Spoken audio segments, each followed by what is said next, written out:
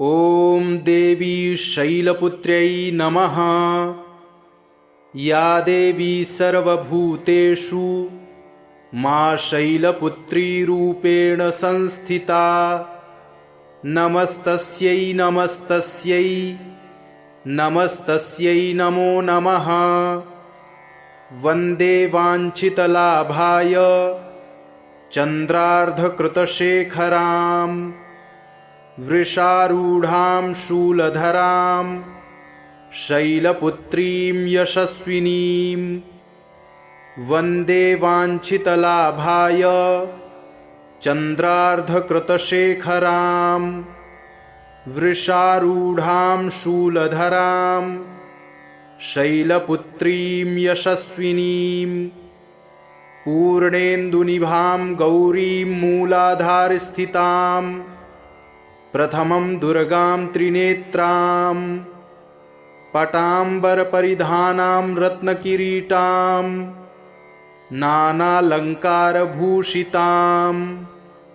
प्रफुल्लवदनां पल्लवधरां कान्त कपोलां तुगंकुचां।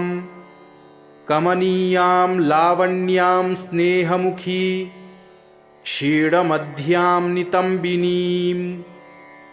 प्रथमं दुर्गा त्वं हि भवसागरतारिणीं धन ऐश्वर्यदायिनी शैलपुत्री प्रणमाम्यहम्। त्रिलोकजननी त्वं हि परमानन्ददायिनी सौभाग्यारोग्यदायिनी शैलपुत्री प्रणमाम्यहम्। चराचरेश्वरी त्वं हि महामोहविनाशिनी मुक्तिभुक्तिदायिनीं शैलपुत्री प्रणमाम्यहम्। ओंकारः मे शिरः पातु मूलाधारनिवासिनी। ह्रीङ्कारः पातु ललाटे बीजरूपा महेश्वरी। श्रीङ्कारः पातु वदने लावण्यां महेश्वरी। हुंकारं पातु हृदयं तारिणीं शक्तिस्वधृत। फट्कारं पातु सर्वाङ्गे सर्वसिद्धिफलप्रदा। या देवी सर्वभूतेषु मा शैलपुत्रीरूपेण संस्थिता। नमस्तस्यै नमस्तस्यै नमस्तस्यै नमो नमः।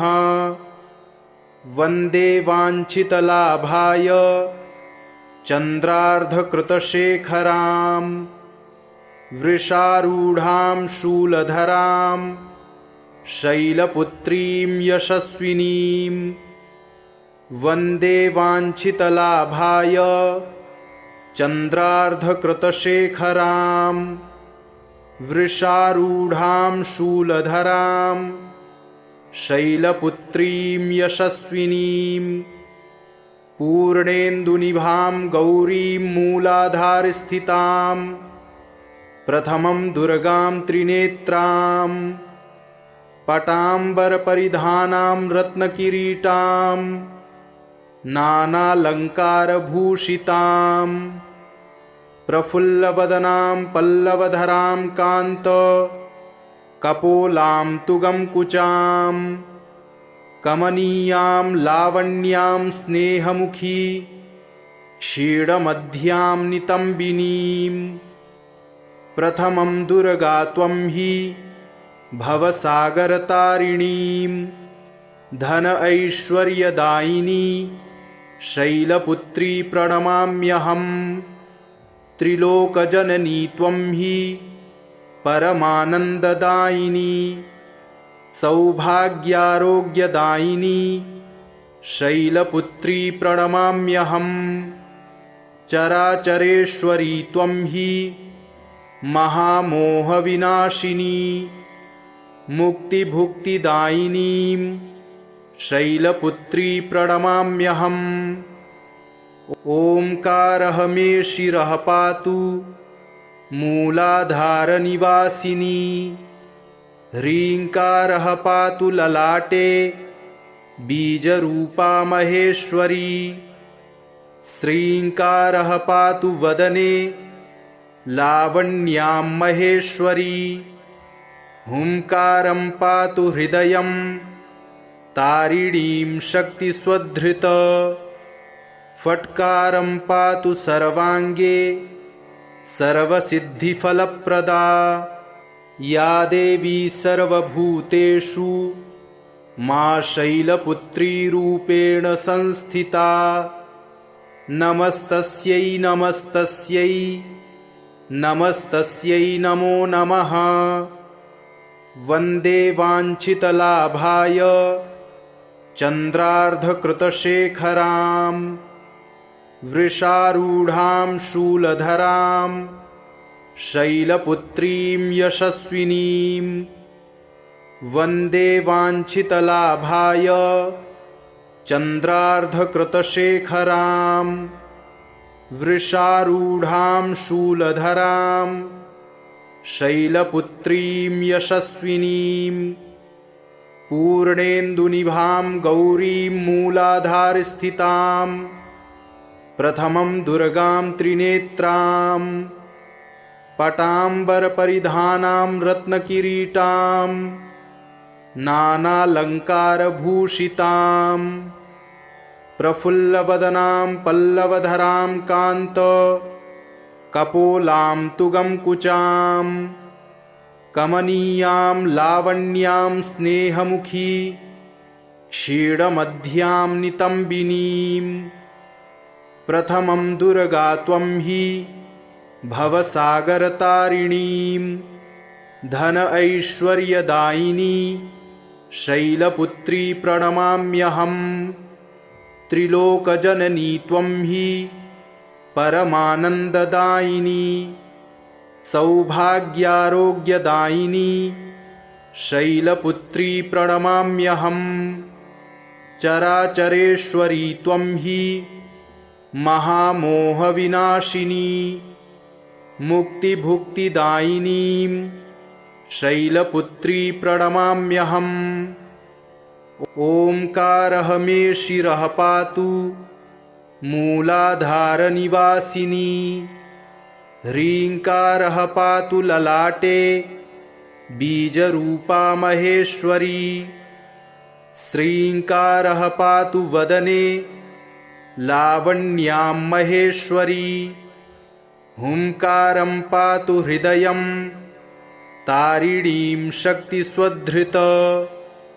फट्कारं पातु सर्वाङ्गे सर्वसिद्धिफलप्रदा।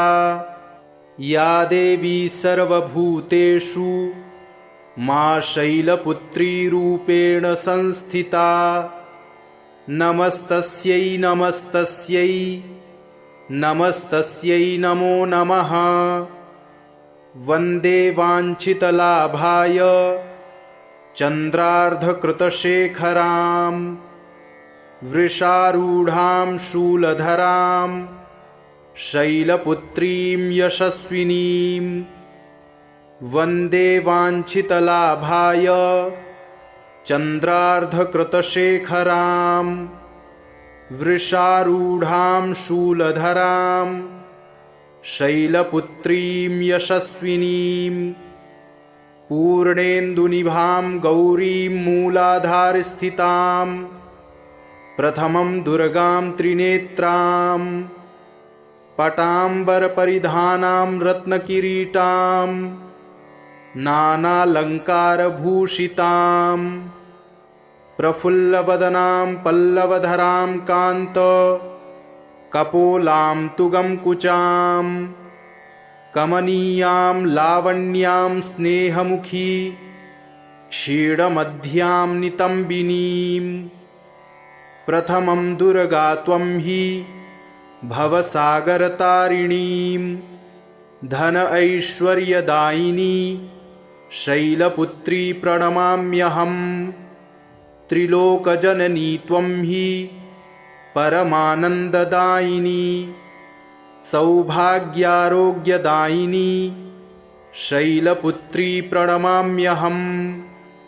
चराचरेश्वरी त्वं हि महामोहविनाशिनी मुक्तिभुक्तिदायिनीं शैलपुत्री प्रणमाम्यहम्। ओंकारः मे शिरः पातु मूलाधारनिवासिनी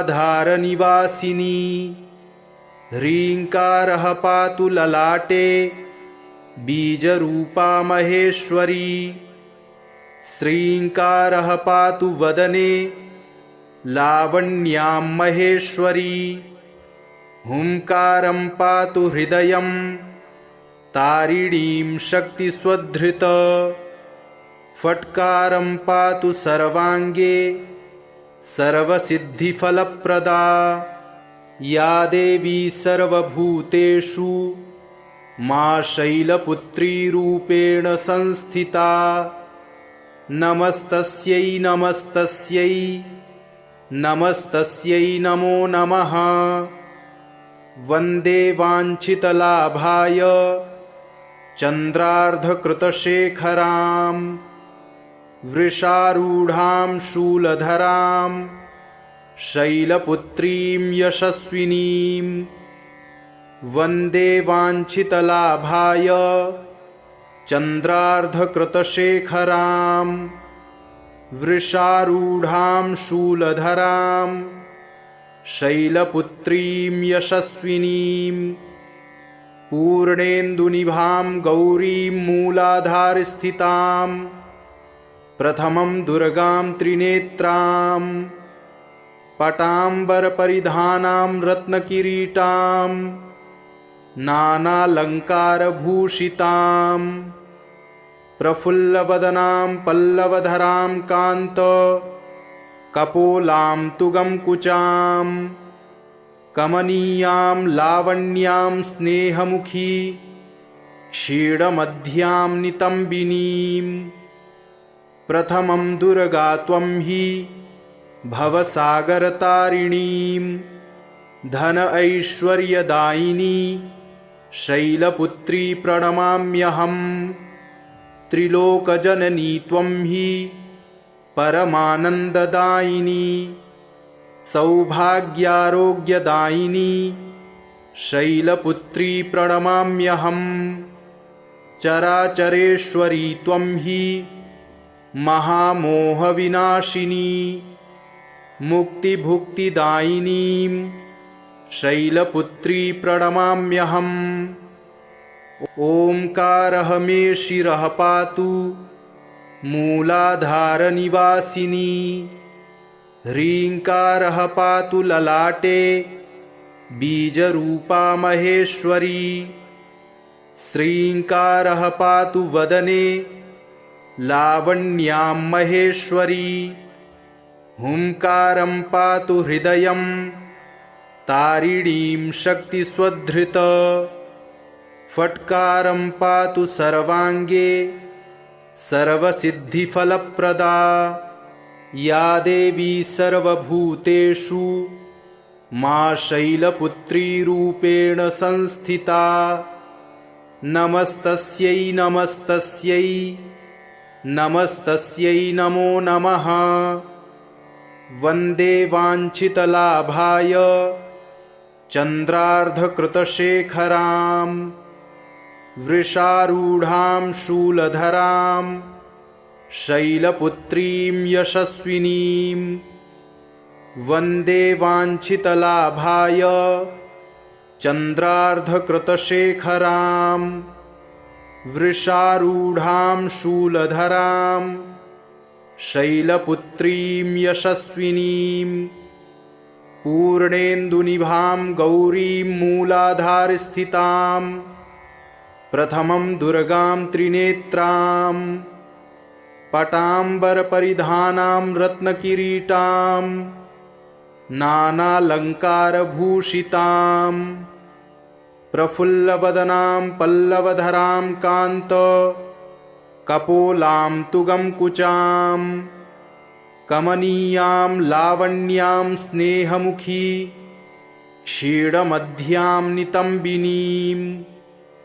प्रथमं दुर्गा त्वं हि भवसागरतारिणीं धन ऐश्वर्यदायिनी शैलपुत्री प्रणमाम्यहम्। त्रिलोकजननी त्वं हि परमानन्ददायिनी सौभाग्यारोग्यदायिनी शैलपुत्री प्रणमाम्यहम्।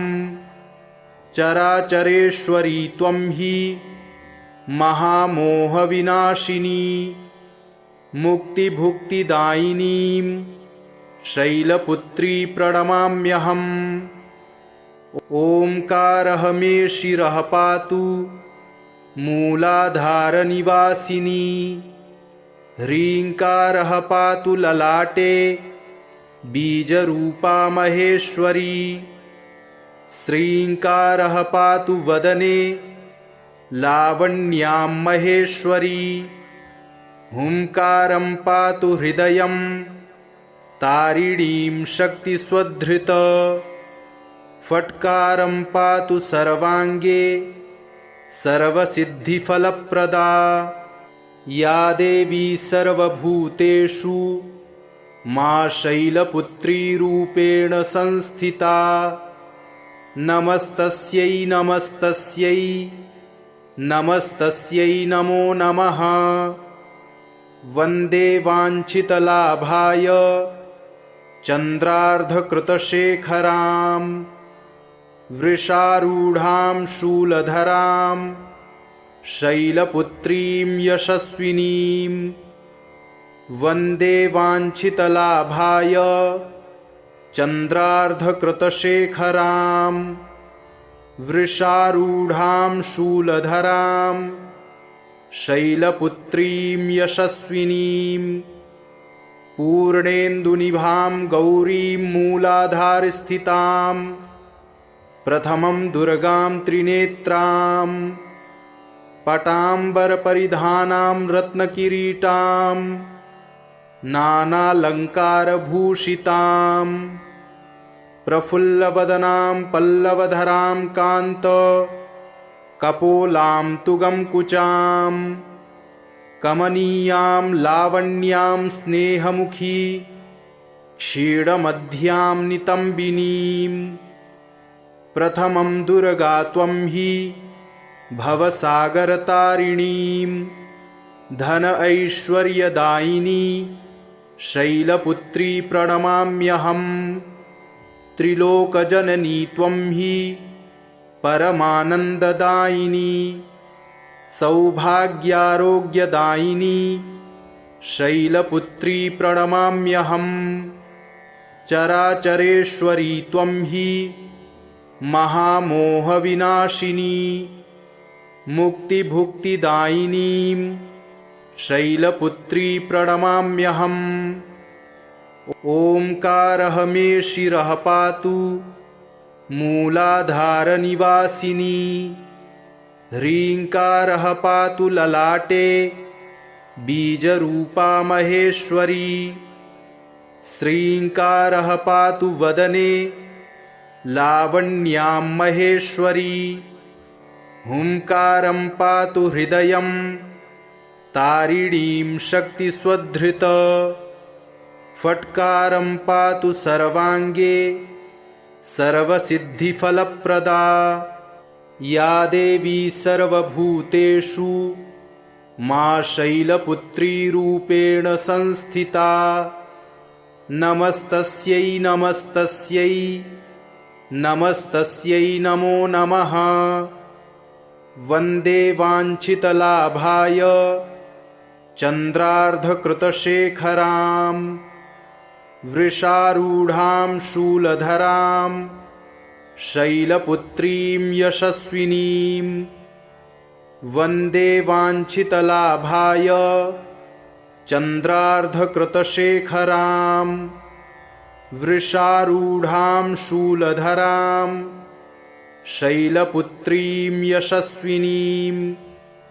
पूर्णेन्दुनिभां गौरीं मूलाधारस्थितां प्रथमं दुर्गां त्रिनेत्रां पटाम्बरपरिधानां रत्नकिरीटां नानालङ्कारभूषितां प्रफुल्लवदनां पल्लवधरां कान्त कपोलां तुगं कुचां कमनीयां लावण्यां स्नेहमुखी क्षीणमध्यां नितम्बिनीं प्रथमं दुर्गा त्वं हि भवसागरतारिणीं धन ऐश्वर्यदायिनी शैलपुत्री प्रणमाम्यहम् त्रिलोकजननी त्वं हि परमानन्ददायिनी सौभाग्यारोग्यदायिनी शैलपुत्री प्रणमाम्यहम् चराचरेश्वरी त्वं हि महामोहविनाशिनी मुक्तिभुक्तिदायिनीं शैलपुत्री प्रणमाम्यहम् ओंकारः मे शिरः पातु मूलाधारनिवासिनी ह्रीङ्कारः पातु ललाटे बीजरूपा महेश्वरी श्रीङ्कारः पातु वदने लावण्यां महेश्वरी हुंकारं पातु हृदयं तारिणीं शक्तिस्वधृत फट्कारं पातु सर्वाङ्गे सर्वसिद्धिफलप्रदा या देवी सर्वभूतेषु मा शैलपुत्री रूपेण संस्थिता नमस्तस्यै नमस्तस्यै नमस्तस्यै नमो नमः वन्दे वाञ्छितलाभाय चन्द्रार्धकृतशेखरां वृषारूढां शूलधरां शैलपुत्रीं यशस्विनीं वन्दे वाञ्छितलाभाय चन्द्रार्धकृतशेखरां वृषारूढां शूलधरां शैलपुत्रीं यशस्विनीं पूर्णेन्दुनिभां गौरीं मूलाधारस्थितां प्रथमं दुर्गां त्रिनेत्रां पटाम्बरपरिधानां रत्नकिरीटां नानालङ्कारभूषितां प्रफुल्लवदनां पल्लवधरां कान्त कपोलां तुगं कुचां कमनीयां लावण्यां स्नेहमुखी क्षीणमध्यां नितम्बिनीं प्रथमं दुर्गा त्वं हि भवसागरतारिणीं धन ऐश्वर्यदायिनी शैलपुत्री प्रणमाम्यहम् त्रिलोकजननी त्वं हि परमानन्ददायिनी सौभाग्यारोग्यदायिनी शैलपुत्री प्रणमाम्यहम् चराचरेश्वरी त्वं हि महामोहविनाशिनी मुक्तिभुक्तिदायिनीं शैलपुत्री प्रणमाम्यहम् ओंकारः मे शिरः पातु मूलाधारनिवासिनी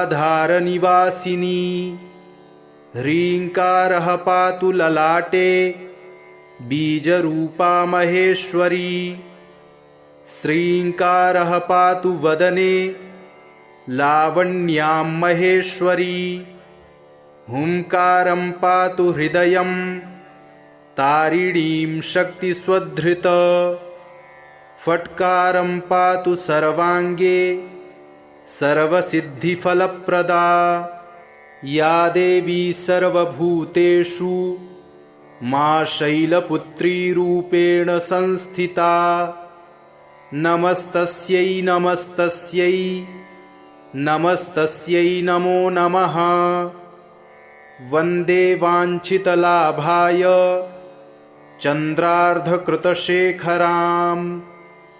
वृषारूढां शूलधरां शैलपुत्रीं यशस्विनीं वन्दे वाञ्छितलाभाय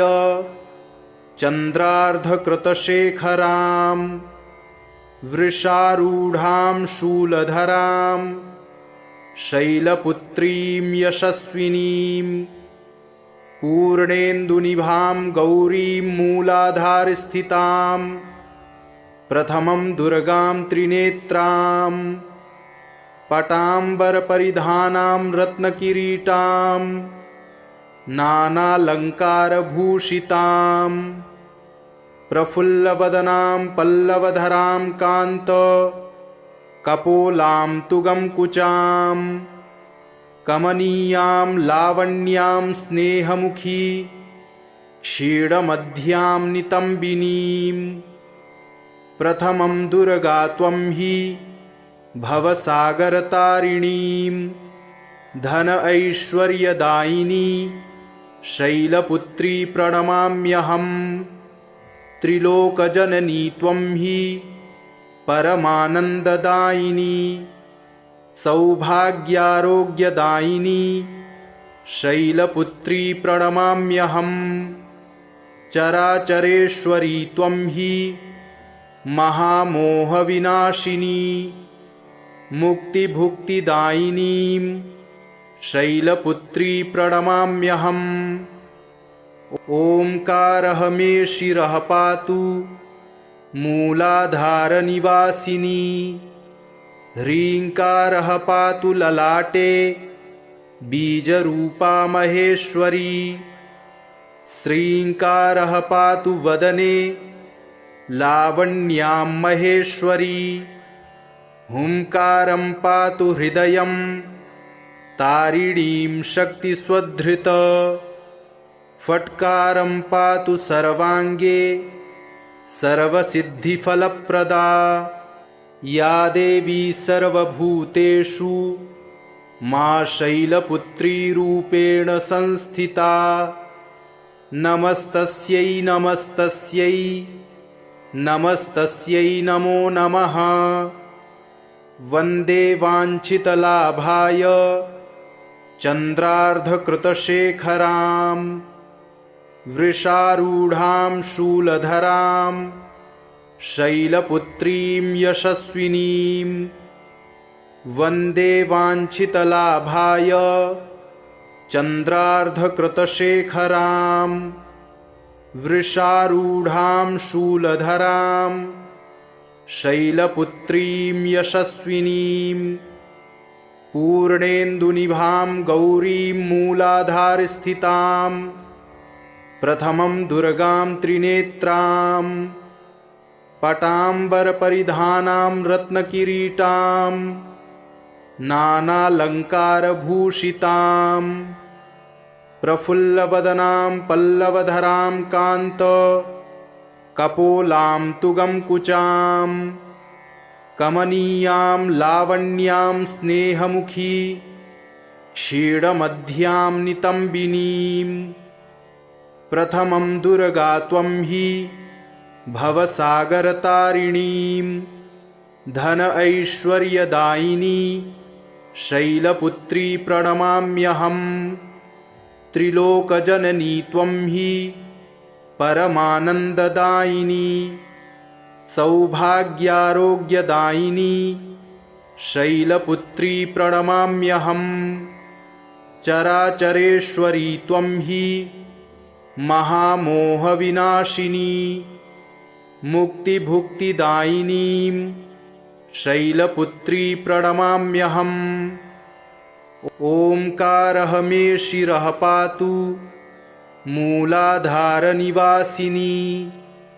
ह्रीङ्कारः पातु ललाटे बीजरूपा महेश्वरी श्रीङ्कारः पातु वदने लावण्यां महेश्वरी हुंकारं पातु हृदयं तारिणीं शक्तिस्वधृत फट्कारं पातु सर्वाङ्गे सर्वसिद्धिफलप्रदा इति श्री देवी शैलपुत्री स्तोत्र एवं कवचं सम्पूर्णम्।